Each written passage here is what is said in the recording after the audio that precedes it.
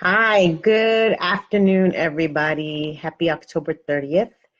As we approach the end of the month, trying to get in a couple of updates.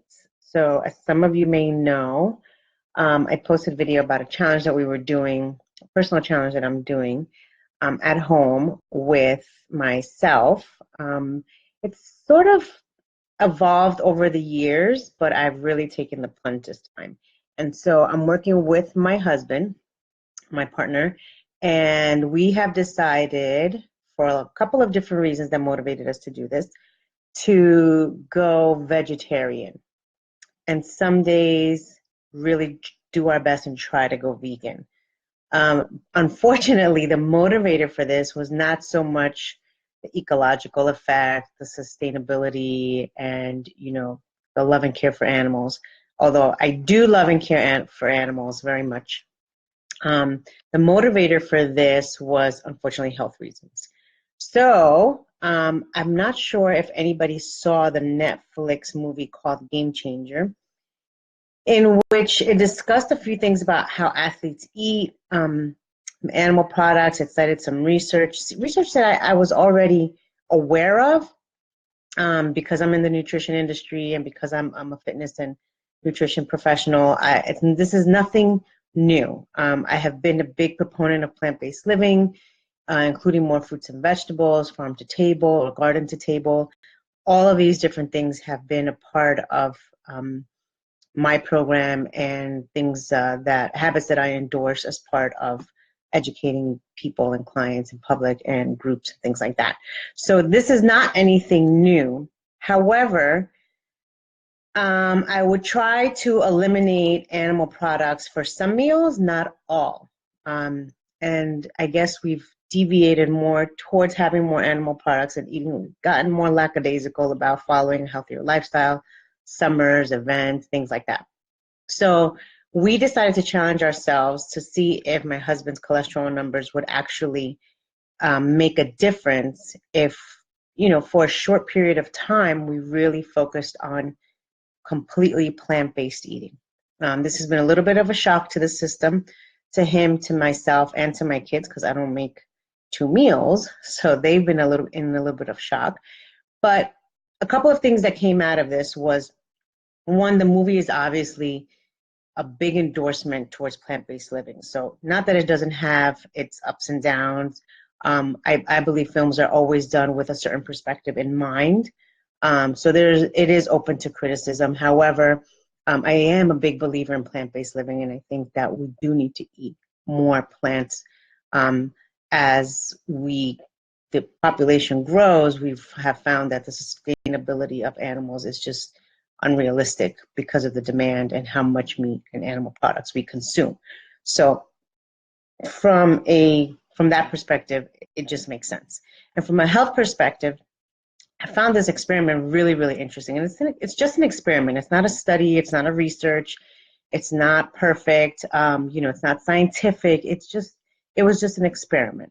And so I saw a group of firefighters who were from New York City, and they let these firefighters, they tested all of their cholesterol levels. A lot of them were high. A lot of them had pre-existing cholesterol levels. Some had just found out about it. And something that one of the, I guess, leaders of that group was mentioning was that the number one killer for firefighters was heart disease.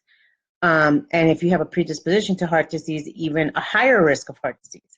So knowing my husband's family history and his predisposition to heart disease and high cholesterol, I was like, let's try it. Let's give it a shot and see what happens. So he watched it, I watched it. No new information for me, some new information for him, but we decided to take on this challenge together, because I always feel that if you do something, this aggressive, you always need accountability, you need a buddy, you need somebody to help you. And because I do most of the food shopping and the cooking, I'm like, look, I'm going to help you to succeed, right? So we planned it out. I bought, if you follow me on Instagram, you saw me buying, meal prepping all of these different vegetables. The kids were kind of like, wow, what's going on? Like, what's with all the eggplant? What's with all the vegetables? What's with the no chicken? And, so one of the things that I've noticed during this challenge, and I'll share with you the end results when I get them, but I realized I was giving my kids a lot of animal products at every single meal. You know, bacon and eggs for breakfast on some days, right? Ham sandwich, turkey sandwich for lunch, you know, chicken tenders and fries for lunch. Dinner was always like, even if it was pasta with meatballs. You know, they're homemade, but they were still meatballs. Dinners were, you know, chicken and whatever, rice and beans. But I noticed that it was like, dude, I'm like, every single meal I'm giving them an animal product. I'm like, it just brought a level of awareness that it was a bit too much. Like we're just consuming a lot of animal products. And I'm not saying that I'm gonna, at the end of this challenge, I'm going to go completely vegetarian.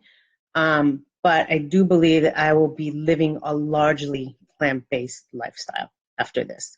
The way we're doing it right now is not something that I would recommend at all to anyone. But like I said, this was an experiment. And at the end of this experiment, I'm going to share numbers, experiences, end game numbers, so that you can see what the impact was of this, you know, challenge. We decided to do it for a week, a full 7 days. So when he goes back to get his numbers, I will come back and share all of that with you.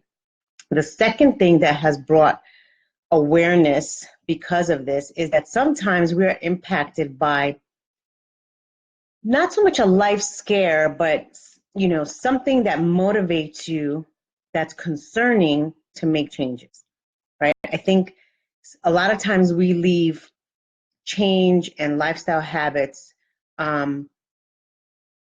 we leave it to a specific life event, right? Whether it's you develop a disease, you know, a chronic health event, a near-death experience, you know, a close member experiencing a near-death experience, the passing of a loved one because of a health issue. You know, a lot of our health issues are food-driven. And if we don't take a look at what we're consuming, you know, we're going to wait to that point of having a life event motivate us to change our habits. And what I'm noticing is that we can't wait for that. We have to take an initiative to prevent that life experience that's going to push you to that point of going cold turkey, right? It wasn't until my stepdad experienced a heart attack that it motivated him enough to quit smoking. Cold turkey, gone, done. He's like, I never want to have a heart attack again. It scared him to death, literally.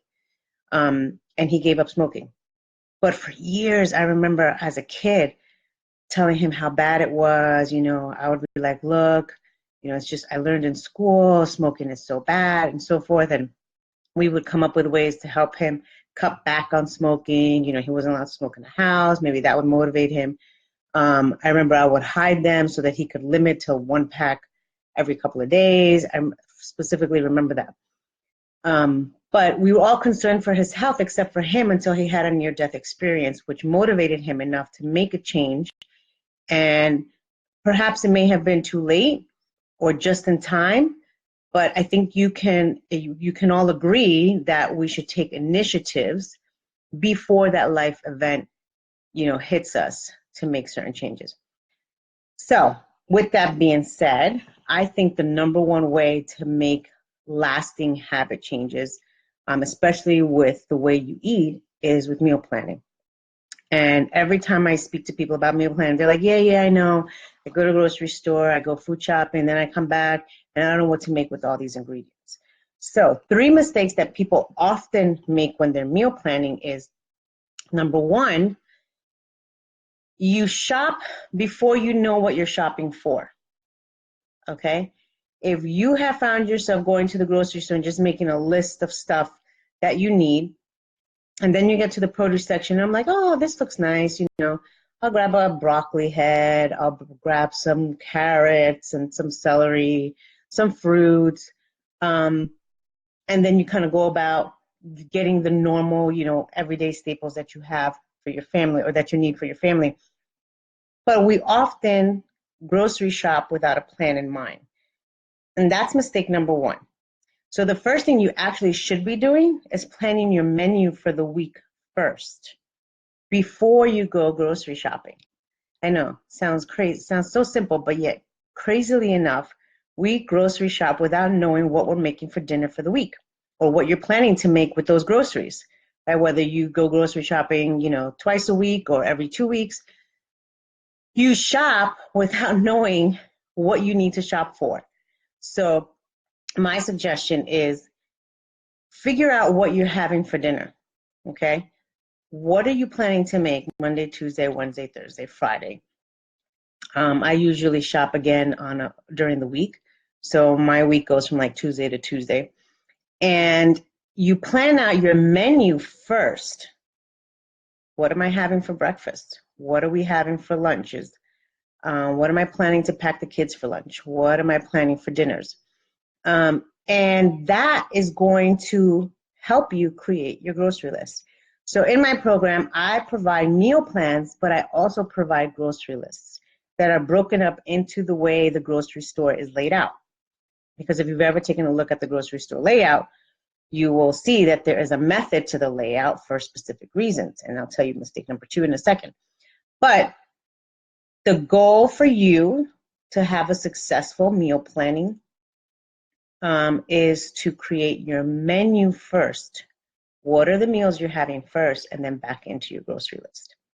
Number 2, going to the grocery store without a list. Huge mistake. Huge. Okay. First of all, you spend more money than you want to when you go without a list.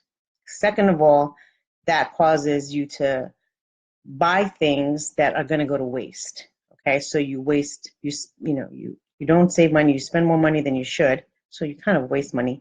And then you also waste food because it's going to sit in your fridge with no plan or purpose. It kind of sits there hoping for one day you to remember. How many times have things have gone bad in your drawer?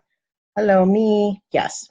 I buy things with something in mind, and I totally forget what it is because I didn't write it down. So here we are a week later. I'm like, oh crap, there goes those bell peppers I wanted to make a dish with or something. I think it was a side item. And it went bad because I forgot. I didn't write it down. It wasn't part of my actual menu plan. And so it goes to waste. So do not go to the grocery store without a list.